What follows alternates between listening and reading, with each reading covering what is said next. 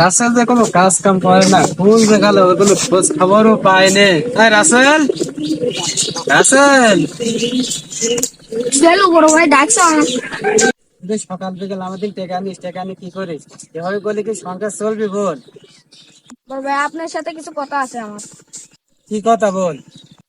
আমিও ভাবছি যে আমারও কিছু টাকা পয়সা কম খরচ করতে হবে, টাকা পয়সা বেশি খরচ করা ভালো না। বাবা, তোরা তো সম্মতি হইলো কিসের জন্য? তো শুনি কি বলতে চাচ্ছিস? আপনি তো বিয়ে করেছেন, আমারও তো বিয়ে করা লাগবে। ঈদের দিন এই যে মিষ্টি নিয়ে যান।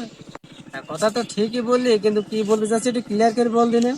যে ভাই আপনি তো ঈদের দিন শ্বশুর বাড়ি যান, এই মিষ্টি কিনে যান। আরো আমারও যদি বিয়ে করা লাগে তাহলে আমারও ঈদের দিন মিষ্টি নিয়ে লাগবে, দুই জায়গায় তাহলে মেলা খরচ হয়ে যাবেন। তাছাড়া আপনার শালি আছে, আপনার শালির সাথে আমার বিয়ে দেন, বিয়ে দিয়ে দিন।